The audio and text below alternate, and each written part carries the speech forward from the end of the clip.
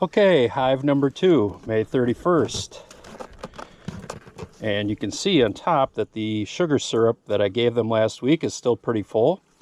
So that indicates to me that there is plenty of nectar and food occurring naturally, so they are not using the supplemental stuff, which is good, right? That's a good thing. So I'm not going to worry. I'm going to put 1 new jar of syrup on it just to have something here for them. And looks like, again, pretty calm. No one's getting crazy, but it's a nice, warm, calm day today, and that's the right time to do these beehive checks because when it's cold out or cloudy, they just are a little bit saltier. So that's a good thing. Let's check in. Okay, so remember, bees build from the inside out. So the brood, which is the baby bees, should be right in here. And all the frames to the outsides, I should see some activity of comb building. So like right here, you can see they've started to build comb. On this frame, they're just starting it, but you can see it right here. That's a good sign. So the rule of thumb is, before I can put the second brood box on, we should have about 7 or 8 of 10 of these frames filled out with comb, right? And it looks like, and I have to look this way, but I'd say we're maybe one frame short of that number yet. So I'm going to wait probably another week before I put the second box on there, on top, right? So let's take a look and see what we have in these center frames for brood, comb. This one might have brood on the inside, but it might be more towards the middle yet. So yep, here I can see some honey being built in these frames. And this is all honey in here. It's capped honey, and they're working on the comb around the outside of it here yet. So everything is looking okay here. And we'll keep working our way further in. I can see comb being built on the other side of the frame that I was just looking at too, so that's a good sign. Nothing alarming there. We'll just let it go. And let's pull these middle frames out. These frames right in here is where I should see capped brood.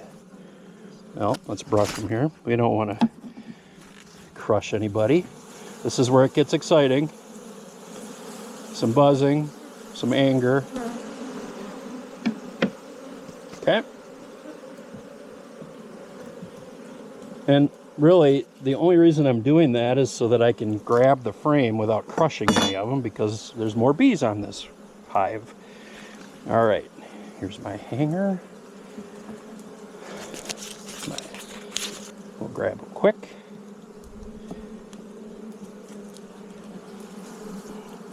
Okay, so what I'm seeing here is I have some brood that's capped in here. Not as much as I would like to see though. So now I have to investigate and see what other evidence is being presented to me here. Perhaps more of the brood is on the other 2 frames. That could be the case. But I would definitely like to see more brood on the inside of this frame, on this side.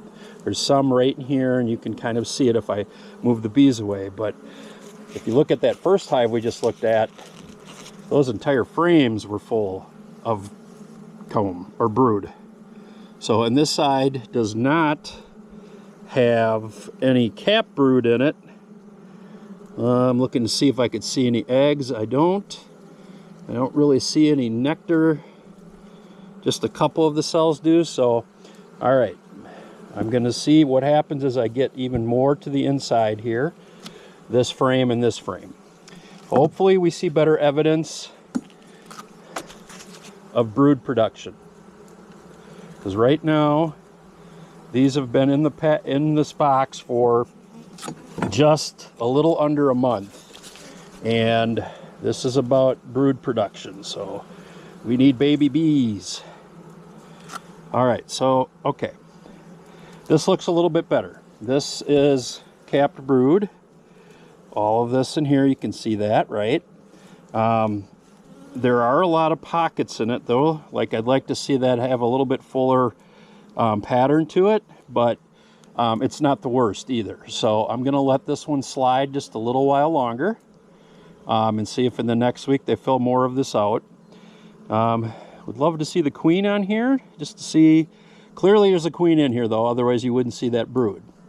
But there's also, you know, what it looks like some drone cells here too, with these bigger bubbles kind of popping out. You can kind of see those right there, but not that unusual. I mean, we're getting to the point where it's June, so now all of a sudden you'll see the emergence of some boy bees coming into the hive,